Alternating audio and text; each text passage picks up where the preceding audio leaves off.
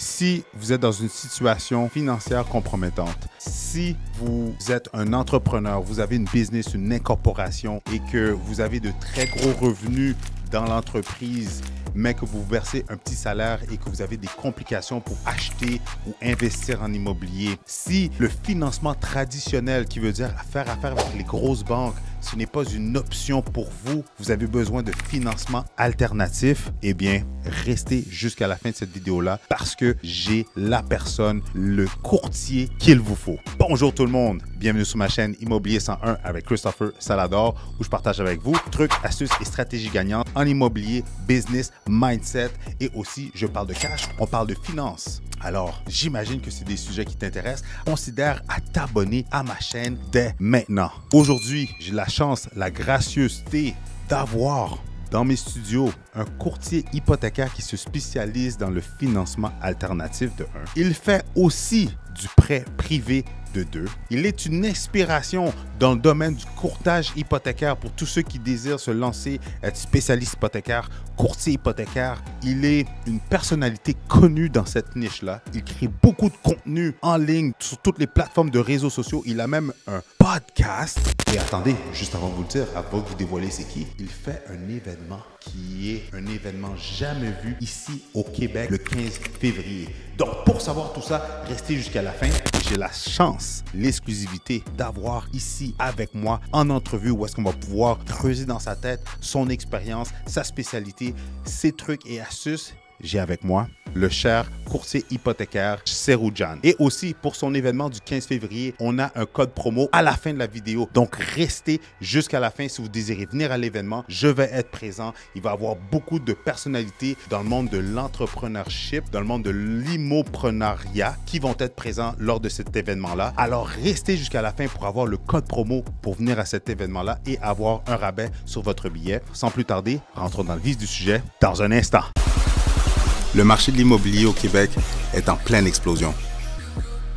Beaucoup d'opportunités pour les acheteurs de première maison et d'immeubles à revenus. Avec la méthode Salador, je vais vous outiller pour faire la meilleure transaction. Un gros merci, Seroujan. Yes. Kalishanim Gang. Ah, please. Yes. J'ai peut-être massacré à la fin. Mais, hey, c'est pas notre première vidéo. Non. Je suis content de l'évolution. Je suis content de voir où est-ce que t'es rendu, bro. T'es la première, man. T'es la première personne qui m'a donné la chance. Tu me rappelles, j'étais de l'autre côté, dans la conférence. Et j'étais tellement content.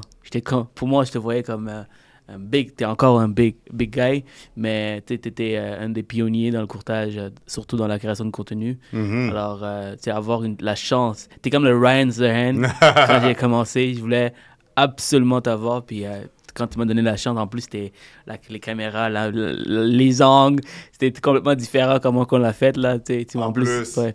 Alors, je suis vraiment content, puis je suis content qu'aujourd'hui, on a la chance de refaire une deuxième fois après, quoi, 3 ans, Oui. 3 ans et demi, 4. Puis je te voyais aller sur les réseaux sociaux, puis c'est ça que j'aimais. J'aimais ça, voir ta croissance, parce que je me disais, OK, non, on va en faire une deuxième, mais continue de grossir, ça va juste nous permettre un plus gros reach. Ouais. Puis toi, avoir des plus belles histoires à raconter. Ouais. Mais pour les gens qui ne connaissent pas, parce que la première vidéo, justement, on était avec un de tes partenaires, mais ouais, pour les gens qui ne te connaissent pas, c'est quoi ton parcours? Qu'est-ce qui a fait que tu es rendu où est-ce que tu es rendu aujourd'hui? Donc, je suis allé très loin. Pour garder ça bref, je suis arrivé ici à l'âge de 8 ans, du Sri Lanka, originaire du Sri Lanka, d'une guerre civile. Mes parents se sont sauvés de la guerre pour pouvoir avoir une meilleure qualité de vie pour leurs enfants, qui est moi et mon frère. Alors, je suis arrivé ici à l'âge de 8 ans. Ma première journée, c'était le 22 janvier 2002. Il y avait une tempête de neige, donc j'ai goûté à la neige la première fois, donc ça a été un moment mémorable. Et depuis ce temps-là, j'étais allé en accueil secondaire, en français, à l'université en anglais, j'étudiais en finance, et j'étais un peu perdu à l'école pour accélérer les choses. À l'université, je croyais vraiment que j'allais aimer les finances parce que j'aimais les chiffres, j'aimais les maths, j'aimais l'argent, donc je voulais rentrer en finance. J'étudiais à Concordia, puis tu sais, j'étais pas capable de rester concentré, je trouvais ça plate, les cours. Alors, j'étais un peu... Je dirais que c'est le seul moment de ma vie où je pense que j'étais en dépression. J'ai un caractère fort, j'ai vécu tellement de choses au courant de ma vie, de mon enfance, que je me relève rapidement, je m'automotive rapidement. Et quand je ne sais pas qu'est-ce que je veux faire de ma vie, c'est là que ça me hit. Alors, à ce moment-là, j'étais un peu perdu. Puis, un de mes amis, on avait une conversation, il m'a dit, man, pourquoi tu ne rentres pas dans l'immobilier? J'ai dit, ben écoute, j'aime ça calculer. Chaque fois qu'il y a une pancarte à vendre d'un courtier, là, je vois une pancarte, je commence à calculer ça va combien la maison, combien qu'il pourrait faire en commission. Je faisais ça comme 12, 13, 14, 15 ans, tu vois. Et c'était Badir Sidki dans le temps, là, parce que j'habitais à Laval. Okay. J'avais tout le temps des maisons de Badir. Alors, je faisais mes calculs. Alors, je me disais, ouais, ça m'intéresse. Puis, à 18 ans, j'avais investi avec mes parents. Donc, mais j'avais un peu d'argent en dessous de mon matelas. Nice. Ma mère, jaillissait quand elle fouillait ma chambre. T'aimes pas ça, aucun jeune aime ça. Quoi, elle pensait que j'étais un petit vagabond. Pourtant, c'était juste l'argent que je cachais. Alors, elle savait que j'avais un peu d'argent. Elle a dit, pourquoi tu n'investis pas avec nous dans un immeuble à Toronto? Je vous arrête un petit instant. Si vous désirez vendre, acheter ou investir en immobilier, allez dans la description dans le bas de cette vidéo. Vous allez pouvoir cliquer sur le lien pour réserver une consultation avec votre cher et l'unique Better Call Chris, où est-ce que je vais pouvoir répondre à toutes vos questions. On va pouvoir regarder votre situation, mais encore mieux, on va pouvoir élaborer un plan d'action qui va vous permettre, oui toi, te permettre de soit vendre, acheter ou encore mieux, investir en immobilier. Alors si tu désires passer à l'action et te lancer dans le monde de l'investissement immobilier, va dans la description et clique sur le lien dès maintenant. De retour à la vidéo. J'ai investi, j'ai mis mon petit 20 000. À 21, j'ai sorti avec un 50 000. Donc ça m'a donné le goût de voir que l'immobilier, ça peut être quelque chose de vraiment intéressant. Alors, à 22, je suis sous un coup de tête. Je me suis inscrit à l'école. Donc, je me suis inscrit dans le courtage hypothécaire. Pourquoi? Parce que l'immobilier, j'aimais ça. Le courtage immobilier, j'aimais ça, mais je ne me voyais pas vendre des maisons. J'étais dans les finances. Je me suis dit, en étant courtier hypothécaire, en faisant certaines recherches, je pouvais comme devenir une banque un jour peut-être. Alors, j'aimais ce côté-là. Alors, sur un coup de tête, je m'inscris, puis je suis tombé en amour avec la profession. Je suis tombé en amour avec le fait que j'avais pas le talent, j'avais pas les skills nécessaires pour être un bon courtier. Alors, juste le fait de progresser dans le domaine, j'avais aucun talent en vente, aucun talent en marketing, j'avais aucun talent dans la prospection. Je parlais mal, je parlais avec ma langue, je bégayais quand je parlais. Alors, tout ça, je voulais battre tous ces défauts que j'avais. Alors, je travaillais constamment sur mon développement personnel, constamment sur les critères bancaires et tout pour pouvoir être un bon courtier hypothécaire. Donc, à partir de là, man, c'est juste every year, just trying to get better. Et je suis rendu où est-ce que je suis aujourd'hui. J'aime ça. Puis combien de transactions closées environ, si tu es d'accord de parler de ça? Combien de transactions closées en 2022? On a fait environ... Tu sais, je ne fais pas juste du courtage, je fais de la gestion de fonds privés. Donc, le courtage, c'est mon cash cow. Donc, tu sais, je suis un entrepreneur, donc je ne fais pas juste du courtage. Donc, je dirais autour de 50 millions en revenus, comme l'équivalent de revenus de 50 millions, plus la gestion de fonds privés, plus l'investissement. Donc, je ne fais pas juste du courtage. That's it. Puis, dans le courtage, dans quel domaine spécifique tu te spécialises? Je me spécialise dans l'alternatif et le privé, autant dans le résidentiel que dans le commercial. OK. Donc, ça, c'est quelque chose qui m'a toujours intéressé depuis que j'ai commencé dans le courtage. Je trouvais que j'avais un sentiment d'aider vraiment les clients, tandis que dans le bancaire, c'est juste une question de taux. Hein. C'est quoi le taux? Tu donnes le taux, puis le client, il a même oublié que c'est toi qui as fait la transaction. En plus, parce qu'il est attaché avec la banque. Donc, tu demandes c'est qui le courtier? Ah, c'est un courtier de multiprêt. Tu ne sais même pas ton nom. Donc, j'ai déjà entendu ce genre d'histoire à des clients que j'ai posé la question, c'est qui ton courtier dans le passé et tout. Donc, je dis, comment ça se fait que le courtier travaille 10-15 heures de sa vie à traiter un dossier, puis il n'y avait pas cette connexion. Évidemment, il y a des bons courtiers hypothécaires dans le résidentiel, dans le commercial, qui travaillent sur les taux d'intérêt, d'offrir un bon taux, un bon service, puis que les gens se rappellent. Mais je voulais faire encore une plus grande différence dans la vie des clients. Et dans l'alternative privée, tu es des gens qui n'ont pas de solution. Ils sont comme découragés, ils veulent trouver des solutions. Et au début, j'ai commencé avec les consolidations de dette, avec les mauvais crédits, des gens qui sont vraiment mal pris financièrement. Alors, j'avais ce sentiment d'aider. Mais au fur des années, je me suis vraiment spécialisé plus avec les investisseurs. J'en fais encore des consolidations de dette, mais avec les investisseurs, t'as encore un meilleur sentiment de gratitude et d'accomplissement parce que non seulement tu fais de l'argent, mais tu les fais faire de l'argent. En plus. Alors, c'est comme ça, ils reviennent tout le temps te voir chaque année, des fois chaque trimestriellement, de ceux qui sont vraiment plus futés dans l'investissement. Donc, c'est ça l'avantage dans le courtage immobilier ou le courtage hypothécaire, c'est qu'il y a toujours des échelons. Tu n'as pas besoin de faire 10, 15 ans, 20 heures de ta carrière à faire la même chose. Puis je comprends pas les gens qui le font honnêtement parce que je trouve ça plat de faire la même chose. Je te jure. Ouais. Et qu'est-ce qui est cool avec toi, c'est que c'est vraiment ça, c'est que dans le fond, comme tu dis, t'aides les investisseurs à faire de l'argent, puis à travers ça, tu es payé en plus. Fait que c'est comme un double win-win. Double win-win, ouais. Big time. Mais pour les gens qui ne le savent pas, il y a le financement, justement, hypothécaire, mettons, résidentiel. Il y a le financement commercial, industriel. Mais la niche du financement alternatif, à qui ça s'adresse et pourquoi? Bonne question, Chris. Donc, l'alternative, il y a deux volets. Il y a des gens qui ont des mauvais crédits. Il y a des gens qui ont des hypothèques légales, du gouvernement, des impôts dus, des taxes non payées. Donc ça peut être une raison pourquoi on va dans l'alternative parce que les banques, malheureusement, ils ne financent pas ces cas. OK, mais entre parenthèses, fait que dans le fond, c'est du monde qui ont déjà une hypothèque, mais qui se retrouvent dans une situation financière précaire. Puis là, dans le fond, les banques veulent plus les refinancer, les renouveler. Puis là, ils sont pris là. Ils sont pris. Okay. Ou ça peut être un achat. Aussi avec un achat. Mais ils ont un mauvais crédit. Ils sortent d'une proposition. Habituellement, ça prend 2 années de repos, de libération avant de pouvoir acheter. Alors, si ils ont fait une proposition pour des raisons stratégiques, ils ont les fonds pour pouvoir acheter tout de suite. Ils ont la capacité financière pour pouvoir acheter. Ces gens-là, ils doivent attendre. Ça peut être donc l'autre onglet. Okay, l'autre onglet. Donc, on a le mauvais crédit, ces genres de situations. L'autre onglet, c'est les investisseurs, les entrepreneurs, les propriétaires d'entreprises, des courtiers hypothécaires, des courtiers immobiliers qui peuvent rentrer là-dedans. C'est des gens qui ont des faibles revenus. Ils déclarent des faibles revenus au niveau personnel parce qu'ils ont un train de vie très modeste. Moi, j'ai besoin de 50 000 pour vivre, là.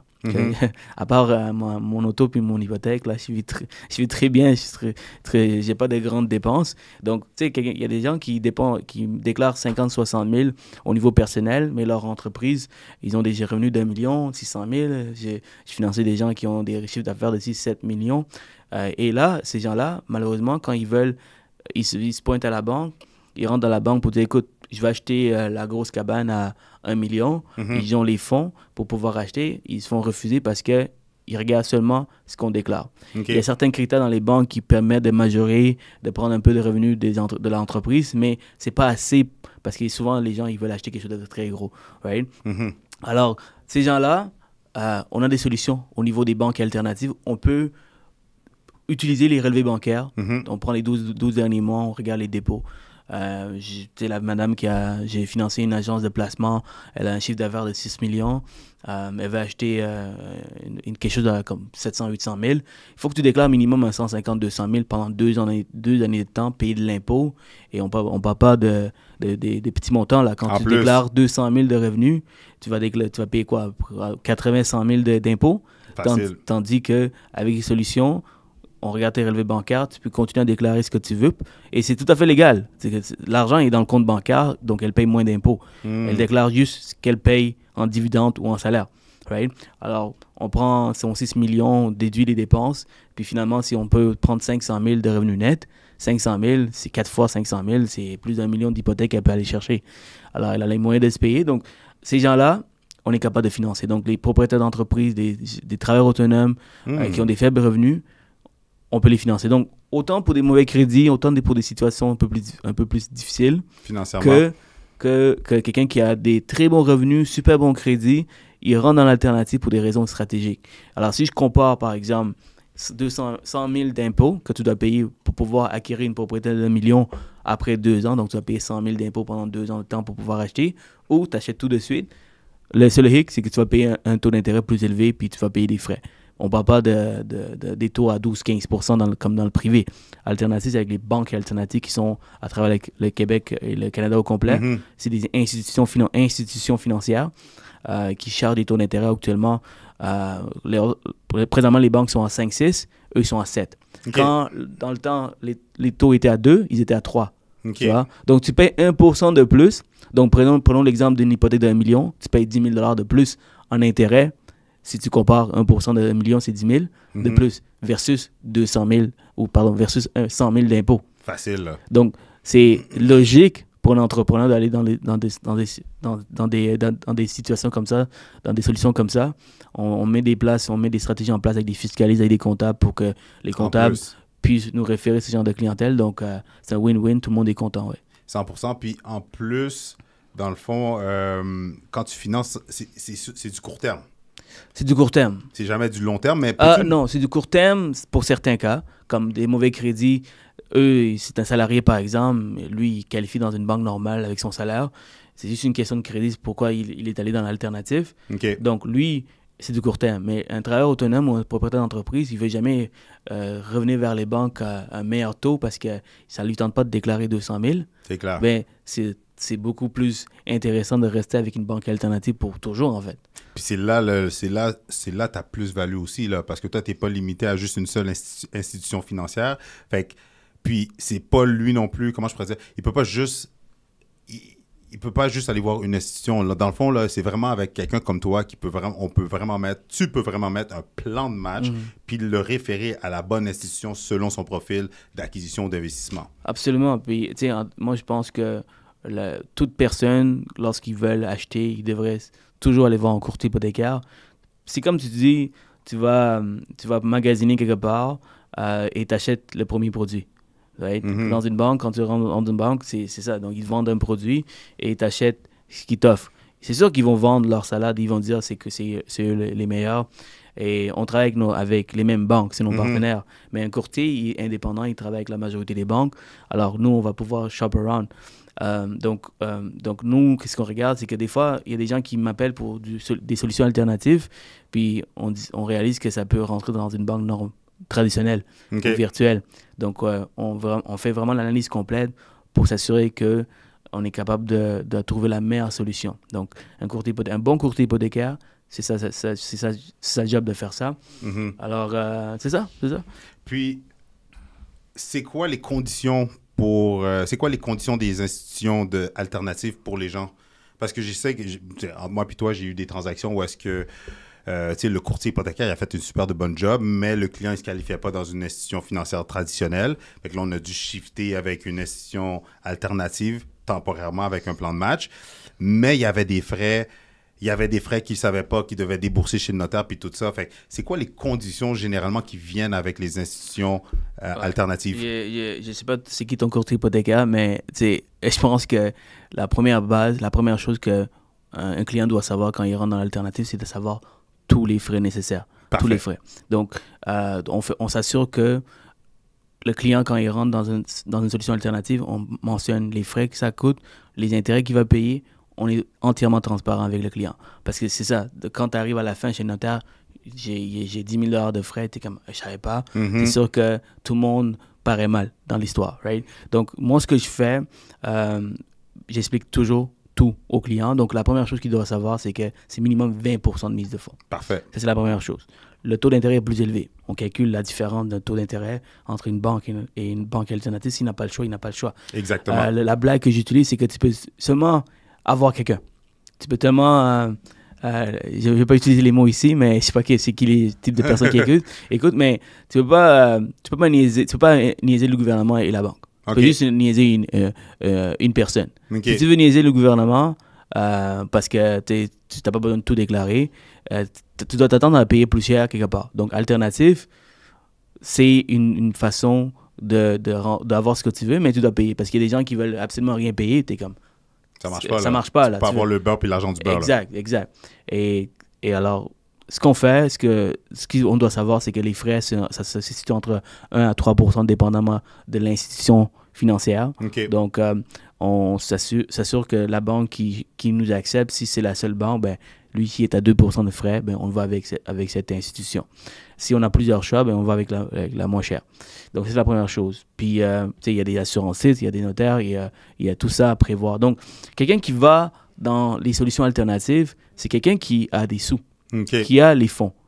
C'est pas une personne qui n'a pas nécessairement l'argent, les finances, et il veut absolument acheter une maison. C'est pas pour lui. C'est quelqu'un généralement pas un premier acheteur, là, ça peut être un premier acheteur, mais c'est quelqu'un qui a l'argent. qui a beaucoup de liquidité. Beaucoup de liquidité. OK. Et une troisième chose qu'il faut savoir, c'est que ces banques alternatives, c'est des banques de l'Ontario. La majorité leur CS social, c'est en Ontario.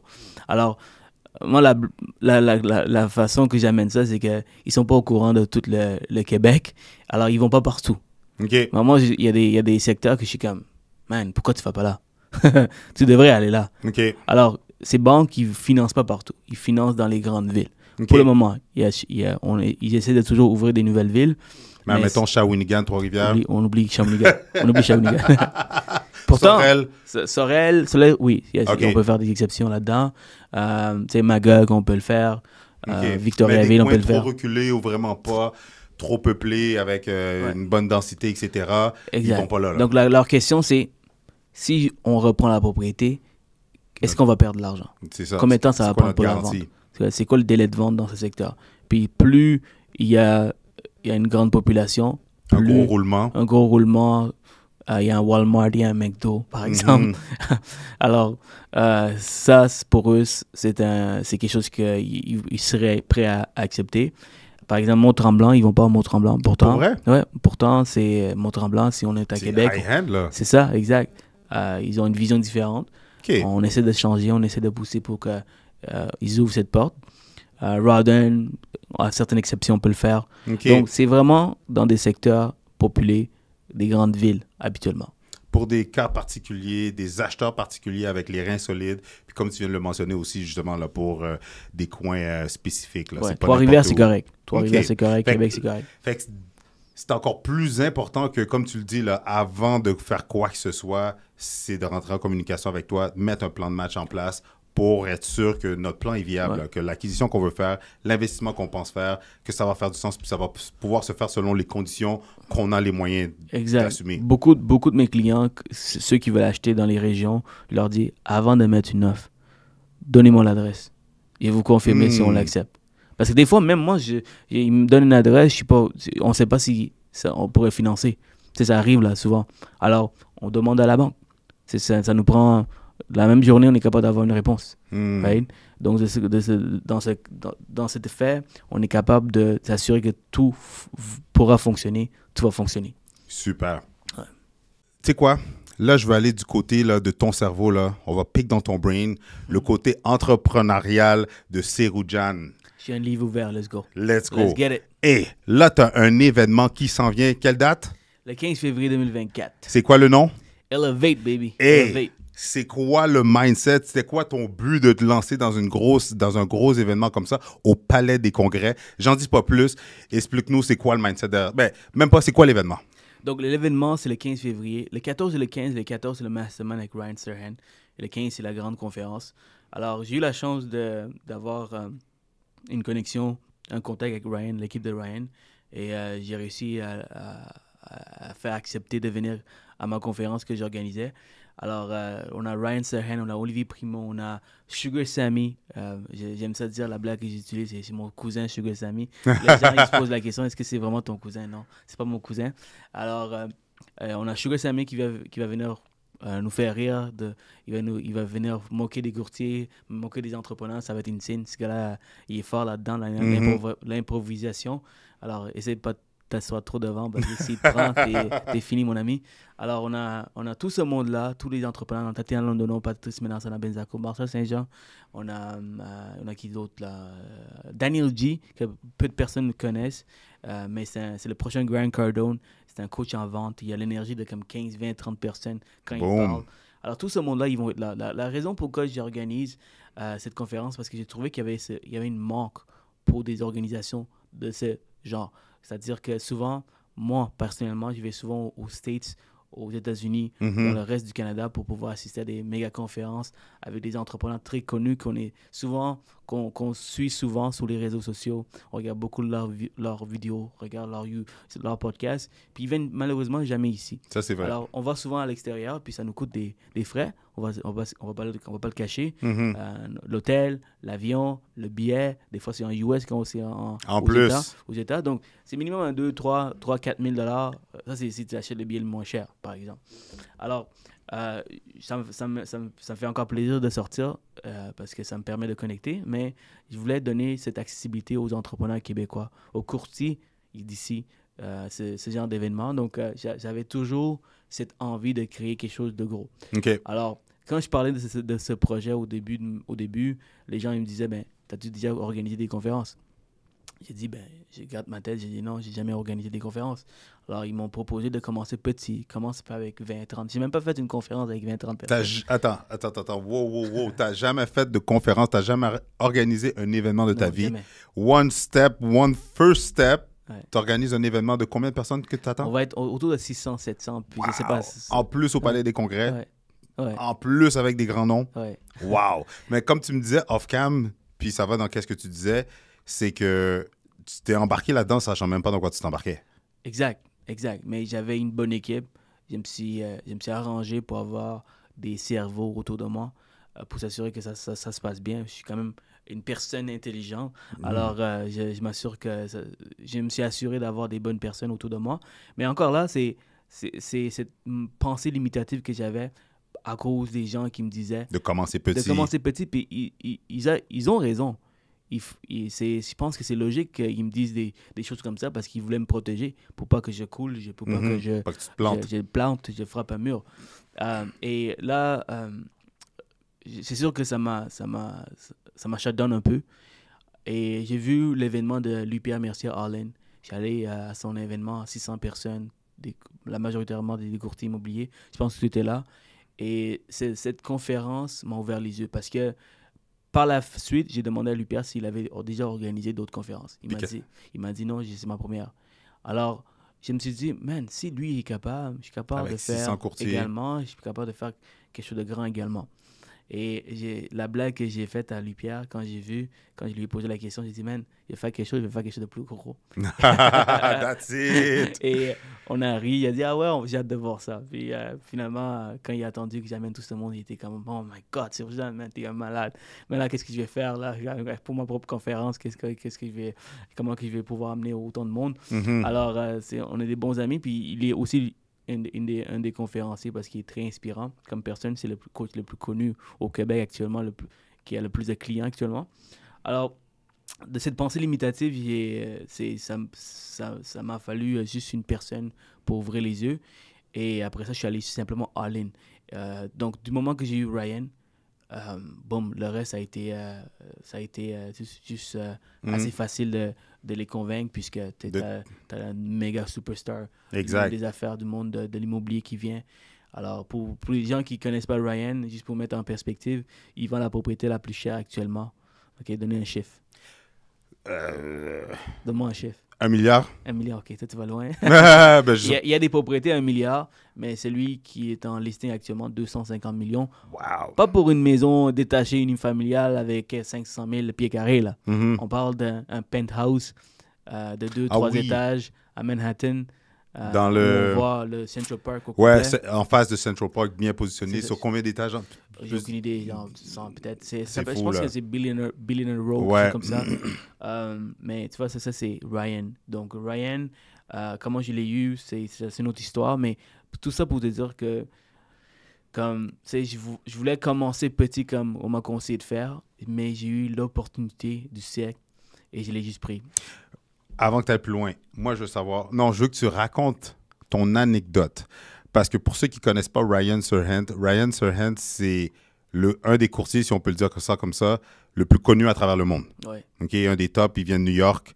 Puis, sincèrement, c'est un mannequin. Quand il est arrivé à New York pour faire du mannequinat, de main en plus, puis il a tombé dans un soap comme acteur, puis en fait compte, ça n'a pas fonctionné, il s'est fait congédier, puis il a commencé comme courtier à faire de la location, parce que je le suis, là, tu vois, je connais bien son background, puis ça va avec ce que tu disais, qu'on regarde toutes ces personnes-là, on regarde justement leur chaîne YouTube, leur podcast, etc., background de leur vie. Mais tout ça pour dire, puis il est tombé dans l'émission Million Dollar Listing, puis il est devenu un des top brokers là-dedans. Puis ça a propulsé sa carrière. Mais je voudrais que tu racontes ton anecdote que tu me racontais off-cam, comment tu l'as contacté, puis maintenant, des années plus tard, là, oui. Ouais. Ben écoute, j'ai fait un podcast avec lui à New York. Je vais aussi te raconter quel genre de personne il est, Ryan. Donc, on est dans le couloir. On est en train de monter les équipements. Son équipe m'a proposé de le faire dans une salle de conférence. Et là, je le vois dans le couloir, dans son bureau, en train de faire des vidéos. C'est des vidéos que tu vois sur Instagram. J'ai vu son bureau, là. C'est le même décor, c'est son bureau. Là, il sort à un certain point.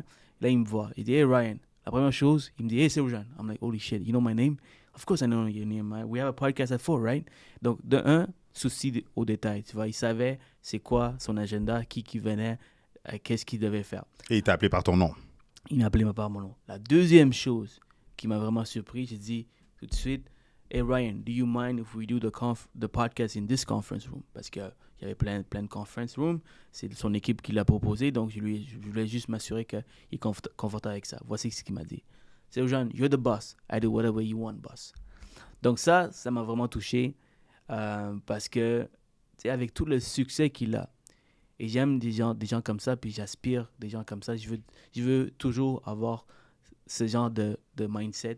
C'est que peu importe le succès que tu as, faut que tu fais sentir les autres au même niveau que toi. Tu vois? Parce que c'est grâce aux gens que tu es arrivé là. C'est parce que les gens t'ont fait confiance. Et il y a beaucoup de personnes, ils ont un peu de succès au Québec, là. Ça peut être n'importe où dans le monde. Un peu de succès, ils ont la tête enflée, là. 100%. Ils ont la tête enflée, ils regardent les gens de haut. C'est incroyable. Puis j'ai vraiment aimé sa personnalité. C'est une personne qui l'a dit lui-même, il est très introverti comme personne. En plus? Ouais, il est très introverti. Il à un certain point, il a dit qu'il n'aime pas nécessairement les gens. Il aime ça avoir son propre petite vie espace. tranquille. Là. Exact. Mais, tu sais, boum, devant les caméras, c'est un autre individu. Et ça, c'est des choses qu'il a acquis. Il a pas le choix de le faire parce qu'il savait qu'il paraissait bien devant les caméras. Il y avait une bonne énergie quand c'est nécessaire. Alors, il a juste pris avantage. Puis, tu sais, après ça, il rentre à la maison. Un peu comme moi, tu sais, devant les caméras, je suis capable de rentrer dans mon personnage. Je suis la même personne. 100% mais j'aime ça, en plus. Mais j'aime ça, tu sais, avoir ma privacité. J'aime ça faire mes petites affaires. C'est clair. Alors, tu sais, j'ai vraiment aimé sa personnalité. Mais comment que, justement, je veux que tu expliques le premier message que tu l'as envoyé, en quelle année versus l'année que tout ça est arrivé? Je regrette vraiment de ne pas avoir parlé de ça durant mon podcast parce que dernièrement, il y a comme 2 semaines, je regardais son IG juste pour voir un peu qu'est-ce qu'il fait dernièrement et je suis allé dans les messages. Puis là, mon premier message remonte en 2018. J'écris à Ryan. C'est en 2018 que j'ai vraiment découvert Ryan. J'ai dit, « Hey Ryan, I'm your biggest fan. I just found out that you existed. I saw your YouTube videos and you're my new role model. I hope you see this message. » Il n'a jamais vu. Il n'a jamais vu, jamais répondu. Jamais répondu. Et là, dernièrement, je regarde, puis ça, c'est après avoir organisé l'événement, après qu'il a accepté, après avoir fait mon podcast. Je regrette de ne pas avoir mentionné tout ça. Il aurait vraiment aimé cette expérience. Il aurait vraiment aimé cette histoire, entendre cette histoire. Donc, c'est juste pour vous dire que des fois, après ça, j'ai réfléchi un peu sur ma vie, comment que je suis comme personne. Et j'ai réalisé que j'ose beaucoup. Tu sais, des fois, je joue à la loto. J'écris à du monde que c'est presque impossible qu'ils te répondent. Puis, guess what? J'ai déjà eu des réponses de Patrick Bet-David, par exemple. Juste par DM. Tu envoies un message, puis il te répond. Des fois, tu dois écrire plusieurs fois. Il y en a qui vont répondre. Des fois, on dit que il est trop gros, il a trop de succès, il ne va jamais voir. Mais n'oubliez pas que c'est des personnes, c'est des êtres humains. Et là, on a parlé tantôt de ça, off-camera, que la position que j'ai actuellement... oui, ça amène du succès, ça amène de l'argent, mais au-delà de ça, ce qu'on aime, qu'est-ce que les gens apprécient quand tu arrives à ce échelon, c'est les opportunités qui viennent à toi. Au début, quand tu es plus jeune, quand tu commences ta carrière, c'est toi qui vas chercher les opportunités, c'est toi qui dois convaincre les gens. Maintenant, c'est les gens qui viennent convaincre, qui veulent que tu rentres dans leur projet. 100%. Et ça, c'est un privilège, c'est un luxe que peu de personnes ont. Donc, prendre avantage de ça, puis pour prendre avantage de ça, pour bénéficier de ce luxe, mais quand les gens approchent, puis souvent, c'est des gens qui n'ont pas le même succès que toi. Donc, faut que tu les fais sentir que tu apprécies, que tu as de la gratitude pour l'opportunité. Donc, c'est comme ça que je suis, puis j'espère que je serai toujours comme ça, peu importe où ce que je vais. 100%. Puis, je relate avec toi. C'est sûr que même moi, en tant que courtier, comme toi, je connaissais rien dans l'immobilier. J'avais aucun background, aucun membre de ma famille. Fait que j'ai vraiment rentré dans une game que j'étais au niveau zéro, avec zéro contact. Et sincèrement, d'avoir commencé ma chaîne YouTube, c'est le biggest move que j'ai pu faire parce que les portes que ça m'a ouvert, les opportunités que ça m'a ouvert. Puis même maintenant, encore des années plus tard, j'ai commencé en 2017. Maintenant, quand je reach out à du monde pour les inviter sur mon podcast, sur les vidéos, ils ne s'obstinent pas avec moi, là. C'est comme tout de suite, OK, ben oui, let's go, let's make it happen. Parce que quand je commençais, certaines personnes jouent à ça, encore aujourd'hui, puis c'est drôle à les voir. Mais, puis même au point de vue business, quand j'étais avec des clients, le commun des mortels ou quelqu'un qui veut des trucs, astuces, qui veulent faire leur première acquisition ou de l'investissement, sincèrement, là, je vois la différence. Comme, je rentre dans la place où la conversation commence, puis déjà là, j'ai pas à courir, j'ai pas à forcer les choses viennent à nous. Effectivement, puis tu as fait tes preuves, tu vois, comme on sait ce que tu es capable de faire avec les vidéos, avec les transactions. Donc, c'est comme des preuves qui sont là pour la vie, surtout en vidéo. Alors, les gens apprécient ton travail, puis ils sont comme, OK, quand tu m'as demandé de venir, évidemment, je vais toujours dire oui parce que c'est Chris, mais on sait le travail que tu es capable de faire. Revenant du côté de ton... Revenons du côté de ton côté entrepreneurial. Ouais. Les conseils que tu pourrais donner à des gens qui sont... Parce que aussi, dans ma chaîne YouTube, je ne savais pas, moi, je faisais ça pour le commun des mortels, les gens qui veulent acheter et vendre, les gens qui veulent des trucs, astuces sur l'immobilier, l'investissement immobilier commercial. Mais ça s'est avéré que j'ai beaucoup de courtiers immobiliers, courtiers hypothécaires qui regardent la chaîne. Ce serait quoi tes conseils pour les entrepreneurs, solo-entrepreneurs qui sont... pas dans leur début, mais que leur business stagne. Parce qu'on s'entend même de venir à ta conférence, ça va elevate le monde, ça va elevate leur business, leur mindset, leur façon de penser. Mais ce serait quoi tes conseils pour les gens qui ont quelques années d'expérience, mais qui stagnent? Ouais. Et puis je remarque là... Mettons 3 conseils. Dans les hypothèques, c'est une nécessité, right? Donc, on vend, mais les clients ont besoin de toi. Donc, la seule chose qui peut faire en sorte que tu perds la transaction, c'est parce que tu donnes un mauvais service. Et où le client voit que tu ne sais pas de quoi tu parles. Okay. Alors, mais si tu fais tout ça bien, les gens restent. Après ça, c'est le branding, le marketing qui fait en sorte que les gens t'appellent toi. Et nous. Alors, c'est beaucoup plus facile dans les hypothèques.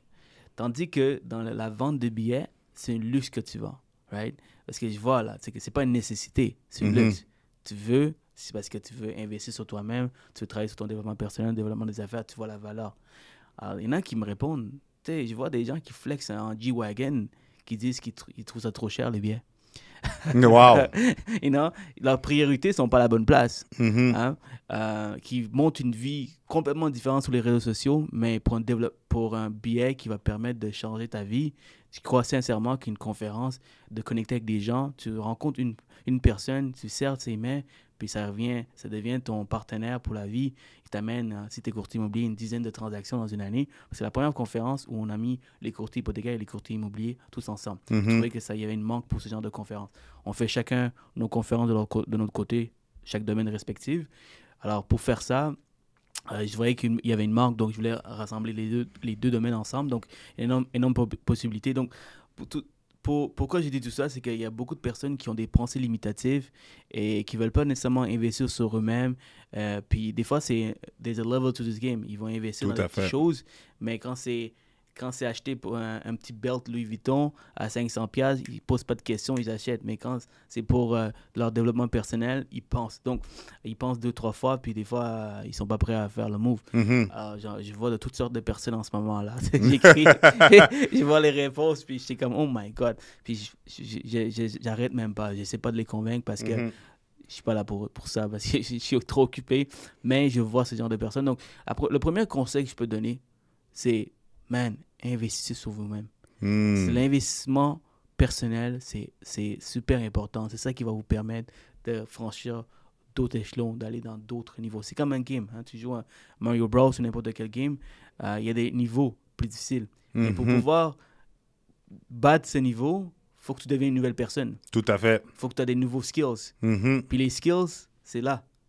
Tu joues ici, right? Mhm. Mais tu ne peux pas t'attendre à acquérir ces skills si tu ne te développes pas. Tu ne vas 100% pas d'accord. acquérir des nouvelles expériences, des nouvelles connexions, des nouveaux leçons, tu vois. Puis ça, il y a des shortcuts. Tu payes pour pouvoir les avoir. Tu vois? Des gens qui ont déjà réussi. Je pense que le succès, c'est très facile de l'avoir. Je suis convaincu que c'est très facile. C'est juste que c'est une des raisons de pensée limitative, manque d'investissement à toi-même, manque de discipline qui fait en sorte que beaucoup de personnes ne réussissent pas. Mais sinon, il y a des livres qui ont été écrits sur n'importe quoi. Tu prends 10 livres, OK? Tu prends 10 livres sur le développement personnel, sur la vente, la prospection, sur le marketing, sur le business. C'est impossible que tu ne réussis pas. Puis tu es dans un bon domaine où tu peux appliquer parce que tu peux lire bien des livres, puis tu ne passes pas à l'action parce que tu es dans un mauvais domaine, que ça ne sert à rien que tu apprends tout ça.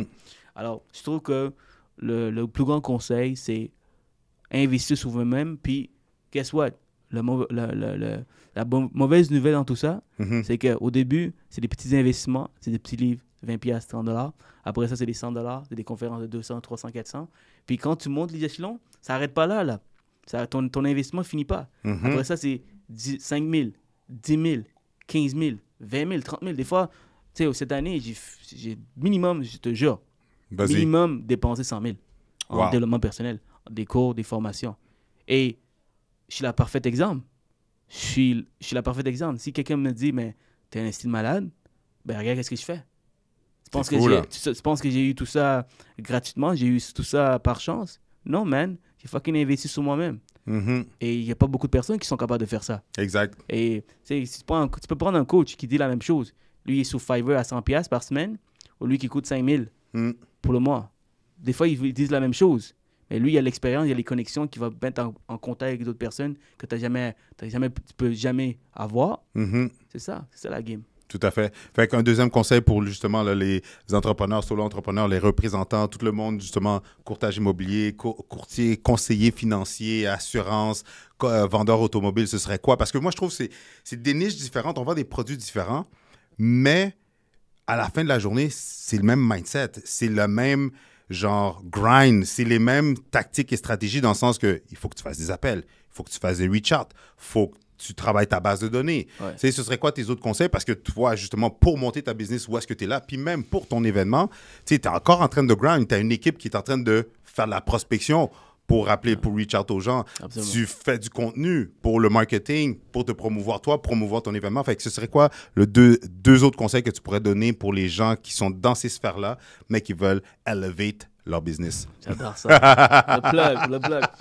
Je dirais le branding et le marketing maîtrise. You are the brand. Tous les gens ont un brand. Ça soit que tu as une personnalité flamboyante, comme moi, peut-être pas. Non, je suis bien tranquille là, mais j'ai un brand. Tout à fait. J'ai un brand, je suis un brand. Donc, prendre avantage de ta personne, de comment que tu es, d'accepter comment que tu es, puis te mettre de l'avant, c'est ça que tu dois faire, un brand. Tu dois acquérir l'expérience nécessaire pour bien te market. Que ce soit Facebook Ads, Google Ads, toutes ces façons de te market. Il faut que tu aies un brand, il faut que tu aies un marketing. Il faut que tu sois bon en ça. Parce que dès que tu es bon dans ça, le reste est facilement délégable. Ça se dit, right? Ça veut dire que tu peux déléguer tout. Mettons que tu as 100 leads par semaine ou par jour, je sais pas moi.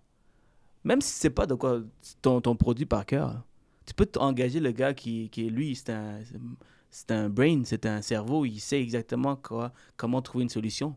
Tout à fait. Donc, deviens bon à acquérir, deviens un aimant d'aller chercher la clientèle, puis le reste, tu peux déléguer. Right? Donc, je pense que quand tu as vraiment une force dans le marketing, dans le branding, le reste, on peut trouver des solutions. Tout à fait. Donc, je pense que travailler sur le branding, marketing, ce serait mon deuxième conseil. Puis le troisième? Le troisième conseil, c'est... je vais pas te dire rien de nouveau, là. Je vais dire quelque chose qui fonctionne, qui a toujours fonctionné depuis le début des temps. Mhm. Entoure-toi des gens qui sont meilleurs que toi, qui sont plus intelligents que toi, qui ont plus de succès que toi. Si tu dois payer pour être dans cette table, paye pour être sur cette table. Moi, j'ai toujours payé. Je n'ai pas le succès de Ryan, ni d'Olivier Primo, mais je paye pour être autour d'eux. Je suis sûr que j'ai plus faim qu'eux.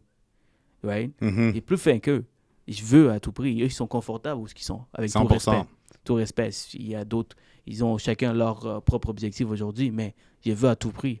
Right? Mais, tu sais, je pense que le succès est encore là. Si tu marches les mêmes pas que ceux qui ont réussi, si tu copies à la lettre qu'est-ce qu'ils ont fait, et tu as les mêmes disciplines, la même manière de bouger, de danser, de marcher, de parler, c'est impossible que tu ne réussis pas. 100% d'accord. Un autre exemple que je peux te donner. Pendant 1 an de temps, tu es avec Jeff Bezos, ou Patrick Bet-David, ou Gary Vee, ou Ryan Serhant. Oublie. Pendant 1 an de temps. Oublie. Et tu avais un salaire, tu travaillais à salaire minimum, mais tu étais super intelligent comme personne. Et pendant 1 an de temps, tu es tous les jours avec cette personne. C'est quoi les chances que tu ne fais pas minimum 6 chiffres? C'est impossible. Impossible, ouais. C'est impossible. À part que si tu décides de rien faire. Un autre exemple que je peux te donner, si tu es entouré de gars qui ont des six-packs, qui parlent toujours de gym, qui parlent toujours d'entraînement, qui parlent toujours de leurs protéines, de leurs protéines, c'est quoi, leur kératine, puis leur pre-workout. 1 an de temps. Tu peux être le gars le plus lâche au monde, mais à un moment donné, tu n'as pas le choix de step up. Parce que si tu veux rester avec la même gang, ils vont te forcer à step up. C'est clair. C'est clair. Alors, entre toi et moi, si je commence dans le courtage immobilier, et une chance que j'ai faite, c'est ce que j'ai fait exactement, je vais target les meilleurs dans mon domaine. Puis je vais à tout prix essayer de travailler pour eux pendant 1 an, 2 ans. C'est un sacrifice que tu dois faire. Pas le 5e, pas le 6e, pas le 10e, pas le 15e. Number 1, minimum numéro 2, numéro 3, max. Le minimum. Je vais choisir ces personnes-là et puis je vais tout faire pour attirer leur attention puis travailler pour ces personnes-là. Parce que ça, c'est la clé pour accélérer ta réussite. Si tu travailles pour le top, c'est sûr et certain. C'est ce que j'ai fait. Je travaillais pour le king du financement privé. C'est Eric, tu vois, qui était là avec nous. La première vidéo. La première ou la deuxième vidéo. Et tu sais, Eric, c'était le king du financement privé. Il avait 15 ans d'expérience. Puis pendant 3 ans de temps, j'écoutais tous les jours parler. Comment il parle. J'avais la phobie de parler devant des gens. Lui, il parlait devant 200 personnes. Alors, moi, j'ai copié tout ce qu'il faisait pendant 3 ans de temps. J'étais payé 12 piastres de l'heure, man. Puis je pense que le salaire minimum dans ce temps-là était à 14-15. Je pense. Wow. Mais je savais que en travaillant pour cette personne, je vais pouvoir avoir toute l'expérience. Puis je suis une éponge. J'ai pas peur. Donc, je passe à l'action. Donc, je vais voir ce gars-là. Je regarde tous les jours ce gars-là parler. Puis, guess what? Après 3 ans, j'ai décidé de voler de mes propres ailes. Puis, voilà où est-ce que je suis. Et ça aurait été impossible de bien connaître mes produits. Je parle des produits maintenant, de comment... En fait, pas juste des produits. Je parle de tout qu'il a acquis dans ces 15 dernières années. Ça aurait été impossible pour moi d'être où est-ce que je suis en si peu de temps. Ça fait presque 7 ans que je suis dans le domaine. Presque. Wow. C'était impossible. Des fois, ça a accéléré ta courbe de succès, d'apprentissage, d'expérience pour t'avoir amené où est-ce que tu es aujourd'hui. Soit tu travailles pour lui ou tu prends un mentorat avec le number one, soit tu prends un coaching, je sais pas moi, mais essaye à tout prix de convaincre cette personne-là de faire affaire avec toi, de t'aider. Boom. Ouais. 2 autres questions, puis je te laisse partir, because it's time to go.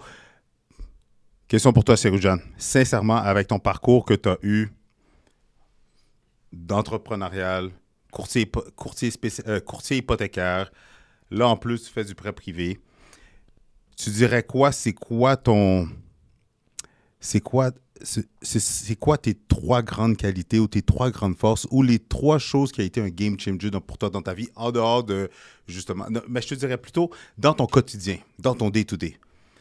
Pas le mentorat, oui, tu t'es développé, ça on le sait, clairement, mais ce serait quoi, mettons, 3 choses dans ton quotidien que tu dirais, là, 3 super pouvoirs que tu appliquais qui ont fait que ça t'a fait la transformation au Seroujan que tu es aujourd'hui? La persévérance. De ne pas prendre les non pour un oui. Donc, juste foncer tout le temps. En anglais, c'est Relentless. Nice. C'est quoi en français déjà? Relentless. Sans relâche, peut-être? Exact. Donc, Something like that, oui. man, et discipline, je dirais. Je pense que c'est super important d'avoir une discipline. Je suis un humain, right? Des fois, je me réveille à 7 heures quand j'étais supposé aller au gym à 5. Mhm. Mais si 90% du temps, toute l'année, tu te réveilles à 5 pour aller au gym, tu as la discipline. Mhm. C'est la discipline. C'est discipline, je pense que c'est de facilement revenir dans tes bonnes habitudes. Mm. Et puis des fois, je me sens mal, puis je m'accuse quand je rate une journée de gym. But je pense qu'en tant qu'humain, c'est correct. C'est correct de des fois perdre certaines motivations, mais quand tu as une bonne discipline, tu as une bonne habitude, tu es capable de revenir. Puis je pense que ça, c'est quelque chose que j'ai acquis au courant de ma carrière.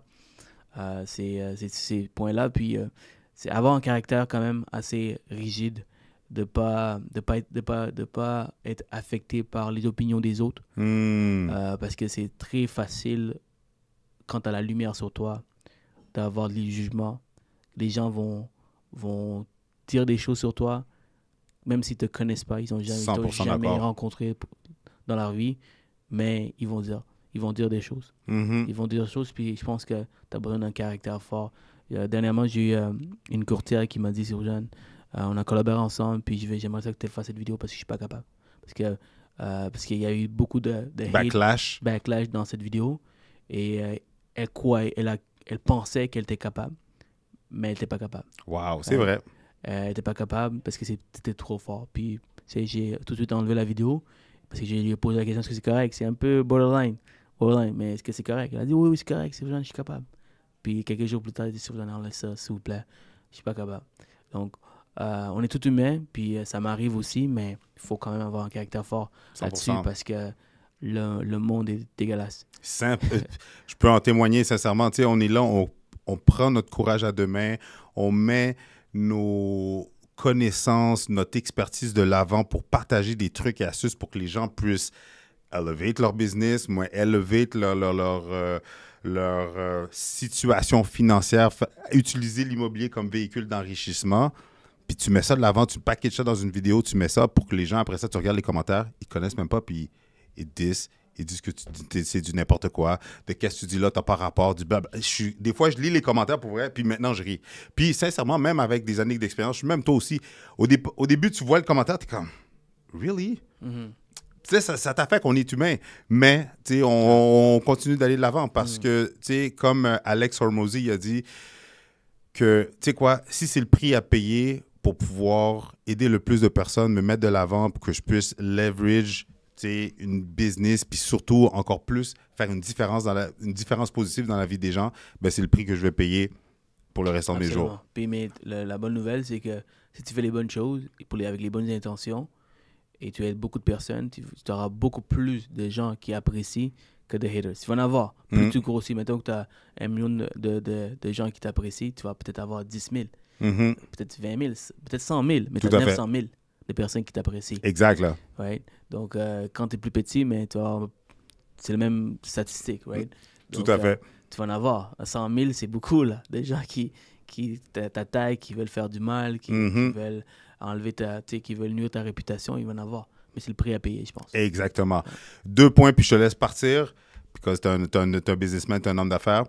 Le code promo pour les gens qui nous écoutent, parce que, encore une fois, il y a beaucoup de courtiers immobiliers, beaucoup de courtiers hypothécaires qui écoutent ma chaîne. Donc, ce serait quoi le code promo pour ton événement Elevate? Absolument. Puis, je ne donne pas ça à n'importe qui demande. Puis, je sais, Chris, je t'apprécie, puis tu as une grande audience qui te suit. Ça me fait plaisir parce que je veux aider les gens. Dernièrement, on a ouvert un nouveau billet parce qu'il y a beaucoup de jeunes de 20-22 ans qui veulent absolument participer, puis ils n'avaient pas nécessairement le budget.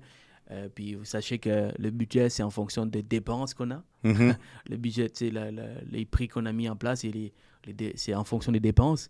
Alors, j'ai ouvert un nouveau billet, 25 ans et moins, 40% off sur le billet, le prix original.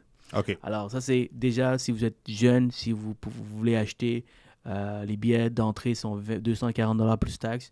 Donc, allez-y, j'ai fait ça pour vous, les amis. Puis, sinon, pour Chris, pour ceux qui sont plus vieux, des grands mondes, comme on dit en créole. 25% de rabais, OK? Si vous utilisez le code SALADOR, aussi simple que ça, SALADOR, 25% de rabais. Jusqu'au 14 février, ça va être actif. Jusqu'au 14 février, manquez pas cette chance d'acheter vos billets parce que pour la première fois, on amène cette façon de faire, cette expérience ici à Montréal pour mettre Montréal et Québec sur la map. Puis lorsque le Québec sera derrière moi, ben, croyez-moi quelque chose, il va en avoir d'autres. Il va en avoir d'autres. Je vais amener tous les gens qui nous influencent tous les jours sur les réseaux sociaux ici au Québec pour qu'on puisse apprendre de ces gens-là à la place d'aller ailleurs, dans le sud. Oui, c'est beau la température et tout, mais c'est pas la même chose. Donc, c'est ça qu'est-ce que je veux faire. Puis, je vais le faire. That's it. Numéro 1, dernière question, la question qui tue. Je pense que ça va mettre la boucle, wrap it up en une seule question. Avec tout ton parcours, ça fait combien de temps que tu es dans le domaine hypothécaire? 7 ans. Ça va faire 7 ans, bien sûr. 7 ans. Tu dirais combien de temps environ dans le monde de l'entrepreneuriat? 7 ans aussi. 7 ans aussi. Parfait. T'as quel âge présentement? J'ai 30. Je viens d'avoir. Quelle nationalité? Sri Lankais. That's it. Puis tu sais, c'était pas facile au début, là. T'avais aucune connaissance, tu commençais, Ouais. right? Tout à fait. Parfait.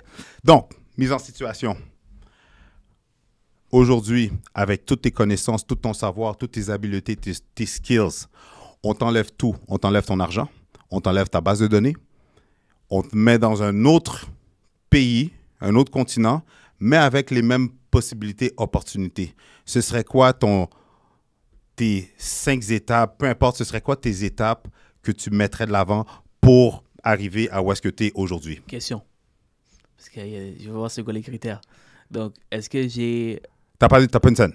J'ai pas une scène. J'ai pas l'argent. T'as ok? pas d'argent, là. Mais j'ai mes connaissances. Tu as toutes tes connaissances, tu as tes skills que tu as acquis. Là. On t'enlève pas tes skills, tu as toutes tes connaissances. Alors, ça devrait être facile. Donc, c'est facile. Une autre dernière question. Est-ce que tout ce que j'ai accompli, toutes les choses que j'ai sur les réseaux sociaux et Internet, si je les ai ou j'ai... Non, tout est facile. Donc, ma crédibilité est plus... Tu as zéro crédibilité. Là. Ok. Tu es comme un jour 1, juste avec toute ton expérience, tes habiletés, pas une scène. OK.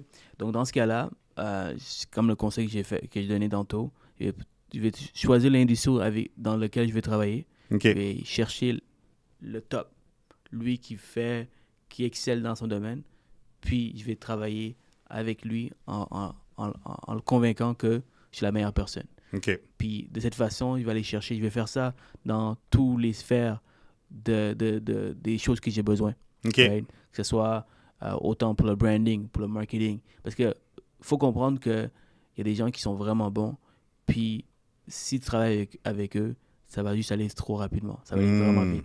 Tu vois? Juste un exemple. J'ai des gens de marketing, puis je vois à quel point ces gens-là sont bons, puis ça fait toute une différence dans tout ce que je fais. OK. Et puis, il y Parfait. a des gens qui coûtent moins cher, mais ils ne sont pas bons. Tout à fait. Ouais.